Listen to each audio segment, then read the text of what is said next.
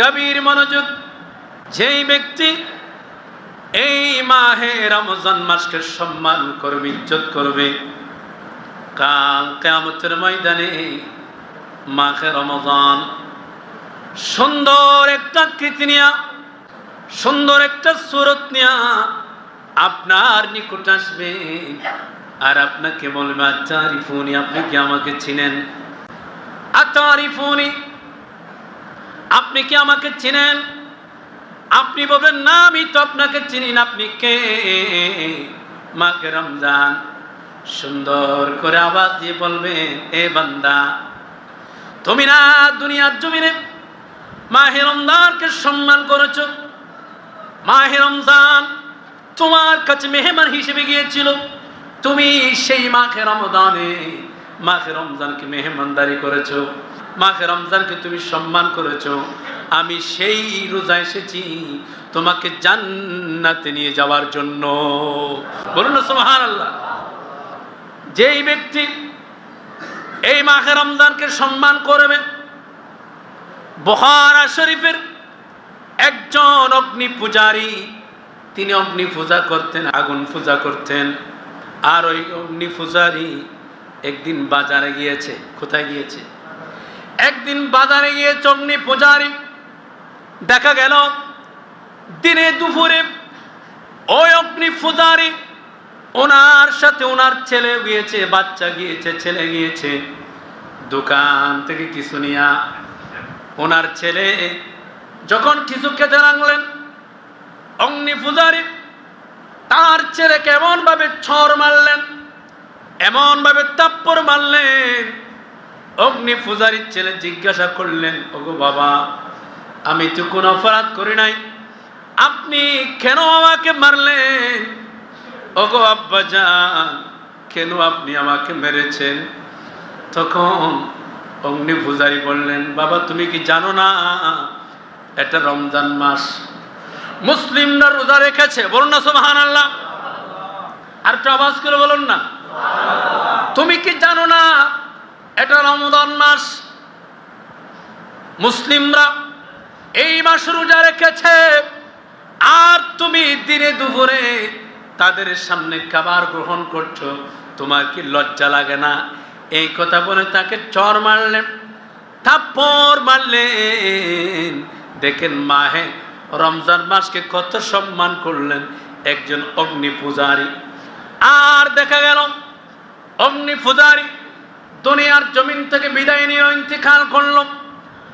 আর ওই বুখারী শরীফের একজন আল্লাহর ওলি বুজুর্গ রাত্রিবেলায় স্বপ্ন দেখলেন, অগ্নি পূজারীকে দেখলেন। অগ্নি পূজারী জান্নাতের মধ্যে ভ্রমণ করতেছে। বলুন না সুবহানাল্লাহ। আর ওই আল্লাহর ওলি জিজ্ঞাসা করলেন, এই তুমি না ছিলে অগ্নি পূজারী, আগুন পূজারী, আল্লাহ তোমাকে এত সম্মান কিভাবে দিয়েছে, এত মর্যাদা কিভাবে দিয়েছে, আর তুমি জান্নাতে ভ্রমণ করছো কিভাবে, কিভাবে সম্ভব? অগ্নি পূজারী বলেন, হুজুর আমি ঠিক অগ্নি পূজারী ছিলাম, ঠিক আছে, আগুন পূজা করতাম সত্য, অগ্নি পূজা করতাম সত্য হুজুর, কিন্তু একদিন রমজান মাসে আমার সন্তান, আমার ছেলে দিনে দুপুরে বাজারের মধ্যে কিছু খাবার কারণে আমি রমজান মাসকে সম্মান জানিয়া, রমজান মাসকে ইজ্জত করে আমার ছেলেকে এমন ভাবে ছড় মারলাম, এমন ভাবে থাপ্পড় মারলাম, আমার ছেলে কান্না করে দিয়েছে। আমার ছেলে জিজ্ঞাসা করেছিল, ও বাবা আপনি আমাকে কেন মারছেন? কেন তুমি কি জানো না? ও আমার বৎস, তুমি কি জানো না এটা রমজান মাস, মুসলমানরা এই মাসে রোজা রেখেছে? তুমি কি জানো না? তুমি কি জানো না এই রমজান মাসে দিনে দুপুরে মুসলিমদের সামনে কিছু খাওয়া যায় না? এটাকে তুমি জানো না? বলুন না সুবহানাল্লাহ। হুজুর, কারণ আল্লাহ পাক এই রমজান মাসকে সম্মান করার কারণে আমাকে মৃত্যুর সময়, আমি একজন অগ্নি পূজারী, কিন্তু মৃত্যুর সময় আল্লাহ পাক আমাকে ঈমানের দৌলত দিয়ে মৃত্যু দিয়েছে। আর আল্লাহ পাক আমাকে জান্নাতের মধ্যে বালাখানা দিয়েছেন। বলুন না সুবহানাল্লাহ। বলবো না বলা যায় নাকি মাহে রমজানের স্মৃতি, বলবো না বলা যায় নাকি মাহে রমজানের স্মৃতি। এই মাসের কত ফজিলত, এই মাসের কত ফজিলত জানো কি মুসলিম জাতি, বলবো না বলা যায় নাকি মাহে রমজানের স্মৃতি, বলবো না বলা যায় নাকি মাহে রমজানের স্মৃতি। রহমত বরকত না জাতের মাস, রহমত বরকত না জাতের মাস, জ্বালাও আমলের বাতি, বলবো না বলা যায় নাকি মাহে রমজানের স্মৃতি। বিসমিল্লাহির রহমানির রহিম। ইয়া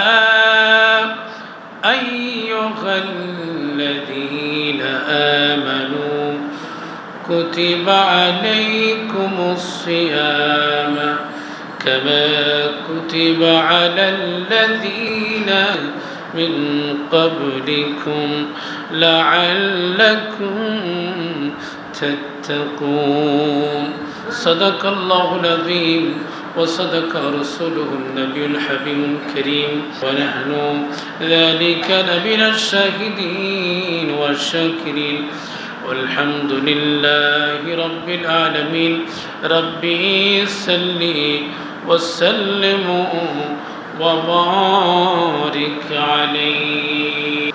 উপস্থিত ঐতিহ্যবাহী এই বুজুর্গি ফুলটনিয়া শাহী জামে মসজিদের সম্মানিত আরাকিন মুসল্লিয়ানে কেরাম, দূর দূরান্ত থেকে আসা অসংখ্য যুবক ভাইরা, মুরব্বিয়ানি কেরাম, রাহমানি ওয়া রাহমাকুমুল্লাহু তাআলা, আসসালামু আলাইকুম ওয়া রাহমাতুল্লাহি ওয়া বারাকাতুহু। আল্লাহ তাআলা আমাদেরকে সুস্থ শরীরে হায়াত দিয়ে মাহে রমাদান মাস পর্যন্ত পৌঁছে দিয়েছেন, বলুন আলহামদুলিল্লাহ।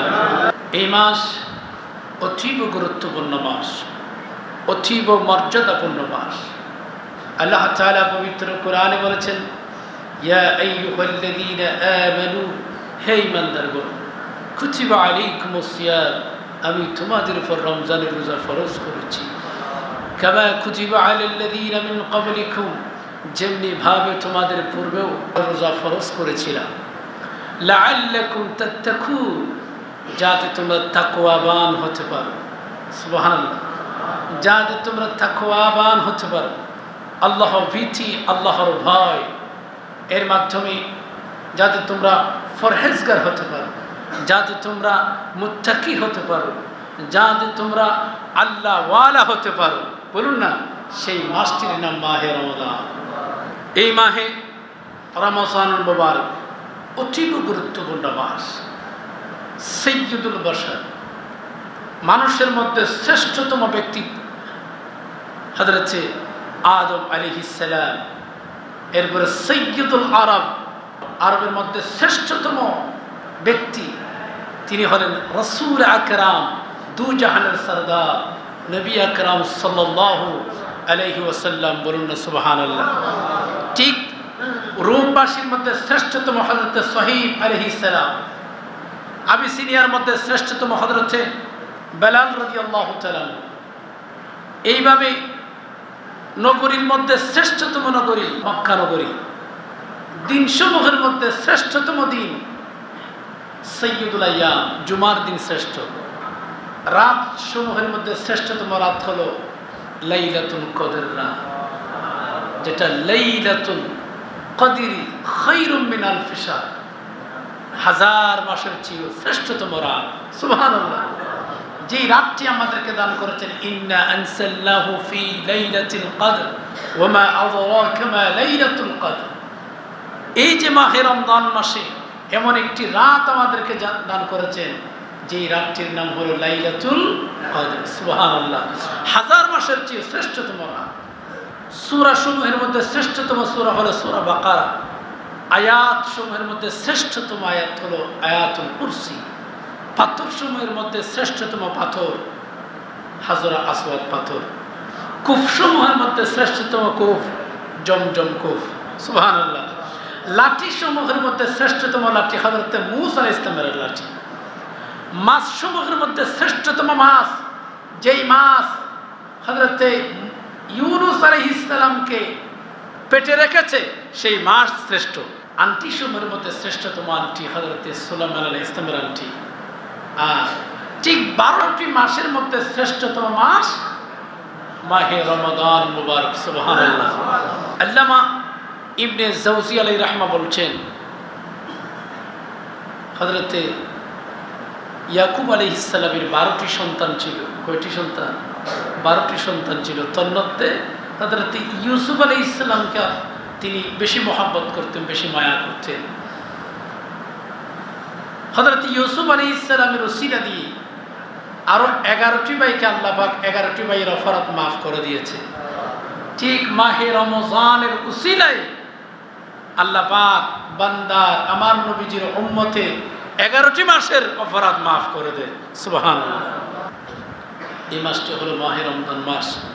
যে মাস আসার সাথে সাথে ইদা দখালা রমাজান ফুতিহাত আবওয়াবুস সামা, আসমানের দরজাসমূহ খুলে দেওয়া হয়। ফুতিহাত আবওয়াবুল জান্নাহ, জান্নাতের দরজাসমূহ খুলে দেওয়া হয়। ওয়া গুল্লিকাত আবওয়াবু জাহান্নাম, জাহান্নামের দরজা বন্ধ করে দেওয়া হয়। ওয়া সুলসিলাতি শায়াতিন, শয়তানদের শিকল দিয়ে বন্দী করা হয়। আরেক riwayat আছে ফুতিহাত আবওয়াবুর রহমা, আল্লাহ পাকের সমস্ত রহমতের দরজাসমূহ করে দেওয়া হয়। এই মাসটি হলো মাহে রমাদান মাস। বলুন না সুবহানাল্লাহ। যেই মাহে রমজান মাসে একটি নফল ইবাদত করলে অন্য মাসের একটি ফরজের ইবাদতের সওয়াব। যে মাহে রমাদান মাসে একটি ফরজ ইবাদত করলে অন্য মাসের 70টি ফরজ ইবাদতের সওয়াব। এই মাহে রমজান মাসে আমাদেরকে দান করেছেন আল্লাহ তাআলা সাহরি, ইফতার। কত সুন্দর। রাসূল আকরাম সাল্লাল্লাহু আলাইহি ওয়াসাল্লাম বলছেন, তাসাহহারু ফাইন্নাস সাহুরা বারাকা, তোমরা সেহরি খাও, কারণ সেহরি হলো সুন্নাহ, যেটার মধ্যে অসংখ্য বরকত রয়েছে। সাথে সাথে আমার রাসূল পাক সাল্লাল্লাহু আলাইহি ওয়াসাল্লাম বলছেন, ইন্নাল্লাহা ওয়া মালাইকাতাহু ইউসাল্লুনা আলাল মুতাসহিরিন। যে ব্যক্তি সেহরি খায়, আল্লাহ তাআলা তার উপরে স্পেশাল রহমত নাজিল করেন। আবার আল্লাহর নূরানি জগতের ফেরেশতারা তার জন্য ক্ষমা প্রার্থনা করে। এরপরে আমরা সুবহে সাদেক থেকে সূর্যাস্ত যাওয়ার পূর্বাগ মুহূর্ত পর্যন্ত আমরা সারাদিন গুনাহের কাছ থেকে, বিভিন্ন আহার থেকে, ফানাহার থেকে বিরত থাকি। এটাই হলো রোজা। তারপর যখন সেহরি খাওয়ার পর সারাদিন রোজা রাখলাম, এরপর ইফতারের সময় আসলো, হরেক রকমের বিভিন্ন আইটেমের সুস্বাদু খাবার আমাদের সামনে উপস্থিত করা হয়, বিভিন্ন খাবার। কিন্তু আমরা খাবার পাওয়ার সাথে সাথে কি আমরা মুখে দিই না, খাবার গ্রহণ করি না। আল্লাহ বলেন, হে ফেরেশতারা, আমার বান্দারা এতটুকু খাবার নিয়ে, বিভিন্ন আইটেমের খাবার নিয়ে বসে আছে কেন, তারা খাচ্ছে না কেন? তখন ফেরেশতারা বলে, আল্লাহ, এরা রোজা রেখেছে, আপনার পক্ষ থেকে ডাকের অপেক্ষায় আছে, আযানের অপেক্ষায় আছে, কখন ইফতারের সময় আসবে সেই অপেক্ষায় আছে, তারপর তারা পান করবে। আমার আল্লাহ বলেন, ফেরেশতা, তোমরা না বলেছিলে আমার এই বান্দারা পৃথিবীর জমিনে হত্যাযজ্ঞ চালাবে, মারামারি করবে, হানাহানি করবে, রক্তপাত করবে, তারা কোনো সওয়াবের কাজ করবে না। আজকে দেখো আমার বান্দারা সারাদিন রোজা রাখে আমি আল্লাহর ভয়ে, লাআল্লাকুম তাত্তাকুন, এটাই তারা প্রমাণ করেছে। ইফতার সামগ্রী নিয়ে বসে আছে, কখন আমি আল্লাহর পক্ষ থেকে আযানের এলান হবে, ইফতার করবার জন্য প্রস্তুত রয়েছে। আর আমার বান্দাদেরকে বলে দাও, আমার বান্দাদেরকে বলে দাও, যা চাইবে এই মুহূর্তে আমি তা আমার বান্দাকে দিয়ে দিব। সুবহানাল্লাহ। শুধু তাই নয়, আমার বান্দাদেরকে ঘোষণা করে দাও, আমার বান্দার সমস্ত জীবনের গুনাহ হতা মাফ করে দিয়েছি। এটাই হলো মাহে রমজান মুবারকের ফজিলত। যে ব্যক্তি এই মাহে রমজান মাসকে ইজ্জত করবে, সম্মান করবে, আল্লাহ পাক তার সম্মান কিয়ামতের ময়দানে বাড়িয়ে দেবেন। কোনো ব্যক্তি এই মাহে রমাদান মাসকে সম্মান করে, ইজ্জত করে, রোজা রাখে, এরপরে সেহরি খায়, ইফতার করে, দেখেন ইফতার কতটুকু ফজিলত। আমার রাসূল বলছে তুমি ইফতার করো এবং অফরবাইকে কিছু ইফতার করো। যদি ইযা আফতার আহাদুকুম ফালইফতির আলা তামরিন, তুমি খেজুর দিয়ে ইফতার করো, ফাইন্না বারাকা, সেখানে বরকত রয়েছে। আর ফাইল্লাম ইয়াজিদ ফালইফতির আলাল মাই ফাইন্নাহু তাহুর, যদি তুমি খেজুর না পাও পানি দিয়ে ইফতার করো। যদি কোনো ভাইকে যদি একটা খেজুর দিয়ে হলেও, পানি দিয়ে হলো, যদি কিছু খাবার দিয়ে হলো যদি ইফতার করা, আপনাকে একটা রোজার সমপরিমাণ সওয়াব দিবেন। সুবহানাল্লাহ। আর যদি আপনি পরিতৃপ্ত সহকারে কি করান, ইফতার করান, পেট ভরে তাকে যদি ইফতার করেন, একেবারে খুশি করে দেন, আল্লাহ তাআলা কিয়ামতের ময়দানে তাকে হাউজে কাউসারে পানি পান করাবেন। সুবহানাল্লাহ। আর যে ব্যক্তি এই মাহে রমজান মাসকে ইজ্জত করবে, সম্মান করবে, তার মর্যাদা আল্লাহ পাক কিয়ামতের ময়দানে বাড়িয়ে দেবে। গভীর মনোযোগ।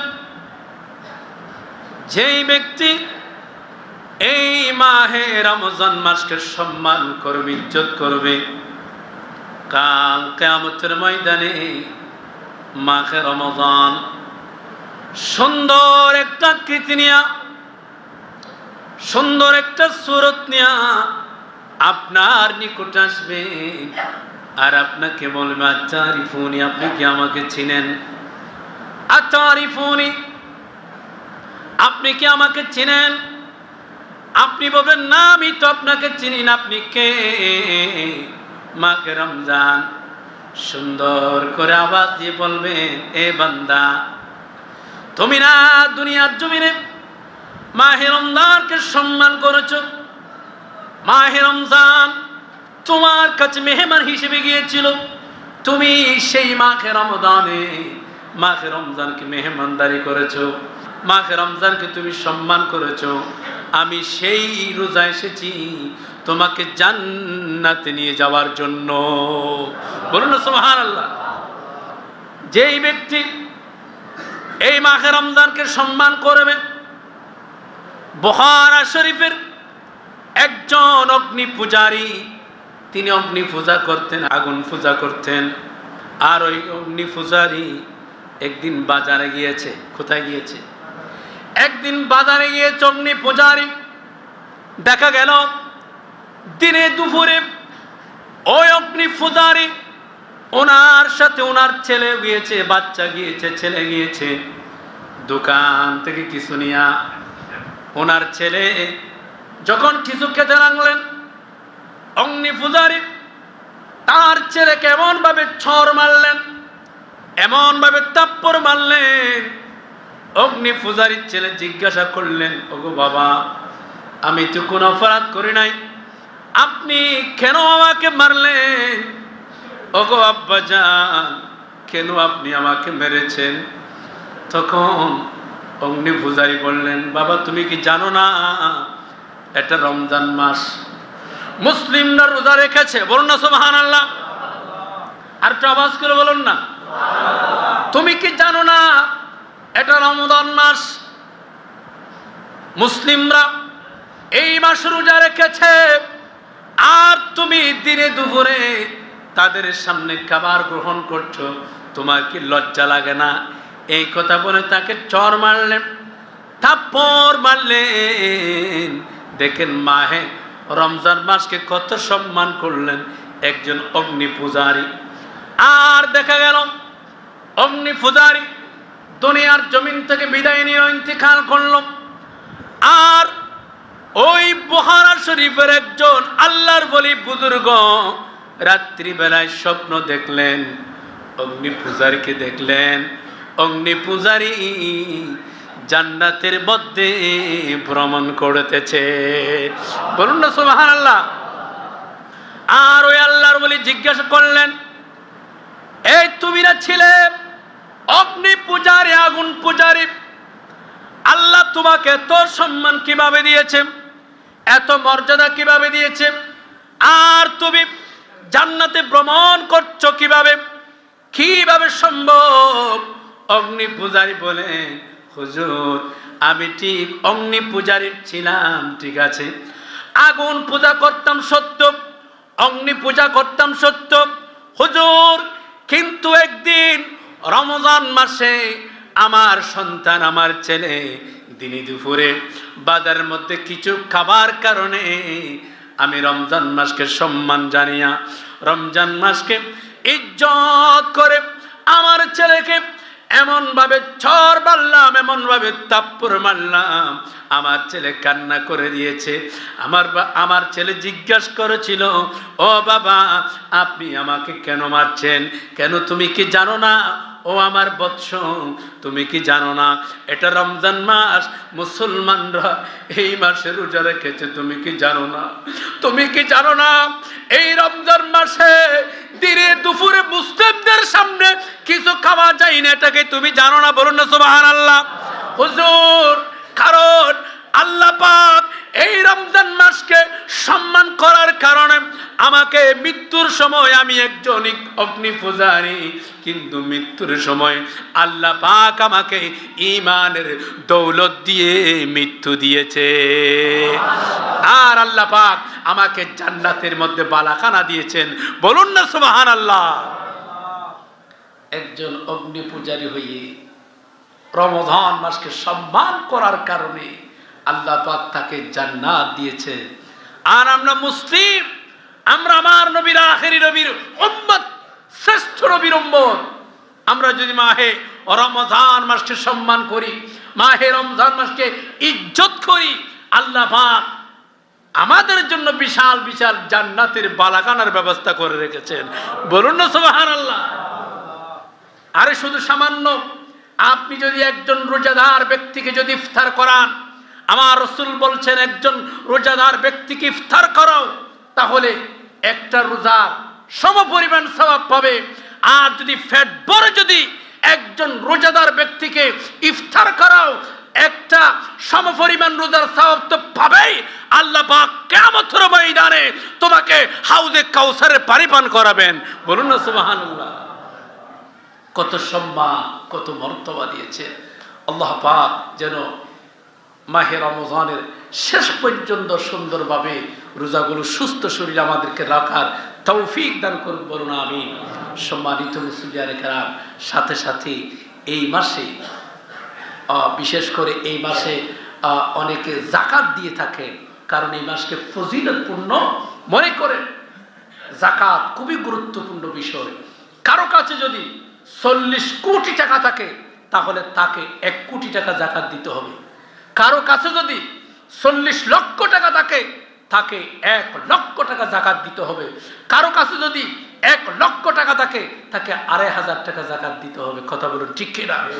এই নিয়মে যদি, এই পদ্ধতিতে যদি আমাদের এই বাংলাদেশে, অথচ হাজার হাজার লক্ষ লক্ষ কোটি কোটি টাকার আছে, এমন কোন মানুষের অভাব আছে? কিন্তু এই প্রতিনিয়ত হিসাব করায় যদি যাকাত দিতেন, আমার মনে হয় 10 বছর পরে আর গরিব লোক পাওয়া যেত না। কথা বলুন ঠিক না? কিন্তু আমরা যাকাত দিই না। যাকাত দিতে হবে। এটা আপনার সম্পদের মধ্যে একটা ময়লা আবর্জনা। আপনি একটা কাপড় পরছেন না, আপনি একটা সাদা জামা পরছেন, তো জামাটা এক সপ্তাহ 3 দিন 1 সপ্তাহ পরার পর একটা ময়লা হয়েছে না, এটা ধুয়ে ফেলেছে। এই যে ময়লাগুলো যে বের হয়েছে এটা হলো যাকাত। এটা আপনার জন্য হালাল নয়, এটা গরিবের জন্য হালাল। বলুন ঠিক কিনা বলুন না? আল্লাহ পাক আমাদেরকে সকলকে যাদের উপর যাকাত ফরজ হয়েছে যাকাত দেওয়ার তৌফিক দান করুক। সম্মানিত মুসল্লিয়ানে কেরাম, আমি কয়েকটা মাসালা বলছি 1 মিনিটের ভিতর। বিশেষ করে রোজা রাখার বিষয়ে, আমরা রোজা রেখে যে গড়গড়া করি বা নাকে পানি দিই, এটা খুব সচেতনভাবে করবেন। কারণ গড়গড়া যদি আপনি ইচ্ছাকৃতভাবে করেন, বেশি করেন, যদি গড়গড়া করতে গিয়ে পানি যদি ভিতরে ঢুকে যায় ইচ্ছাকৃত, তাহলে আপনাকে কাজাও করতে হবে, কাফারাও দিতে হবে। সেই জন্য গড়গড়া, নাকে পানি দেওয়া, এগুলো একেবারে হালকাভাবে করবেন। সাথে সাথে মুখের ভিতর, অনেকের মুখের ভিতর কত হয়, গা হয়, তো রমজান রোজা রাখা অবস্থায় মুখের ভিতর আপনি ওষুধ সেবন করতে পারবেন কিনা, বা মলম বিভিন্ন মেডিসিন লাগাতে পারবেন কিনা? না, এটা রোজা অবস্থায় আপনি কোনো ওষুধ লাগাতে পারবেন না। এরপর আরেকটা বিষয়, রোজা রাখা অবস্থায় সন্তানদেরকে দুধ পান করাতে পারবে কিনা? অবশ্যই দুধ পান করাতে পারবে। আর গর্ভবতী যারা মা রয়েছেন তাদের ব্যাপারে যদি কষ্ট হয়, এটা ডাক্তার যদি বলে আপনি রোজা রাখিয়েন না, অথবা আপনার সমস্যা হতে পারে, তাহলে আপনি রোজা রাখবেন না, ডাক্তারের পরামর্শ নিয়ে আপনি রোজা রাখবেন না, পরবর্তী সেগুলো কাজা করে দিলে চলবে। এরপর আরেকটা বিষয়, আমরা অনেক সময় রোজা রাখি, রোজা রাখতে গিয়ে আমরা ভুলে কিছু খেয়ে ফেলি। কথা বলুন, আছে না নাই? মনে রাখবেন, কেউ যদি ভুলে কিছু খেয়ে ফেলে, হাদিসে পাকে রয়েছে, রোজা রাখা অবস্থায় যদি কেউ যদি ভুলে কিছু খেয়ে ফেলে, তাহলে আল্লাহর পক্ষ থেকে ওগুলো খাওয়াই দেওয়া হয়েছে। সুবহানাল্লাহ বলুন না? হ্যাঁ, আপনার মনে পড়েছে, সাথে সাথে বন্ধ করে দিবেন। কথা বলুন ঠিক না? এ ব্যাপারে সচেতন থাকবেন। আরেকটা হলো, আমরা যে রোজা রাখি সুবহে সাদেক থেকে সূর্যাস্ত পর্যন্ত, এটা খুবই গুরুত্বপূর্ণ বিষয়। সেহরির সময়টা আমাদের ঘরে ঘরে বিভিন্ন প্রতিষ্ঠানে, বিভিন্ন মাদ্রাসার তোহফা রয়েছে। তো এই সেহরির শেষ সময়টা আপনি একটু খেয়াল করবেন, কয়েক মিনিট আগেই আপনি খাবার বন্ধ করে দিবেন। কারণ অনেকে ধারণা করে মুয়াজ্জিন যতক্ষণ পর্যন্ত আজান শেষ করবে না ততক্ষণ পর্যন্ত খেতে পারবে। বলুন না নাউজুবিল্লাহ, এরকম কি পারবে? না, পারবে না। কারণ মুয়াজ্জিন আজান দেয় কখন? সুবহে সাদেকের পরে। সুবহে সাদেকের আগে তো আজান দিলে এটা আজান হবে না। সুবহে সাদেক হওয়ার পরে কি দিতে হবে? আজান দিবে, ফজরের আজান। তাহলে আজান দিলে কিছু খাইতে পারবেন না, এটা সচেতন থাকতে হবে। যদি কেউ যদি মনে করেন হ্যাঁ আজান দিলেও খাইতে পারবে, তাহলে আপনার রোজা হবে না, বরং উপবাস হবে। এই ব্যাপারে সচেতন থাকবেন। আরেকটা বিষয়, আমাদের মা বোনরা পিরিয়ড হয়, মাসিক হয়, এটা হলো সিস্টেম প্রত্যেকের মা বোন, এটা হলো আল্লাহর পক্ষ থেকে একটা বিধান। অনেক মারা দেখা যায় ওষুধ সেবন করে পিরিয়ড বন্ধ করে রোজা রেখে দেয়, তবে রোজা হয়ে যাবে। এই ব্যাপারে আপনি ওষুধ খাবেন না, ওষুধ সেবন করবেন না, কারণ এটা শরীরের প্রতি জুলুম হবে। শরীরের প্রতি কি হবে? জুলুম হবে। যখন ভালো হবেন, সুস্থ হবেন, এরপর পরবর্তী মাসে আপনি রোজাগুলো কাজা রেখে দিবেন। আল্লাহ পাক আমাদেরকে এই কথাগুলোর উপর আমল করার তৌফিক দান করুক। আমিন। ওয়া আখির দাওয়ানা আনিল হামদুলিল্লাহি রাব্বিল আলামিন। আসসালামু আলাইকুম ওয়া রাহমাতুল্লাহি ওয়া বারাকাতুহু।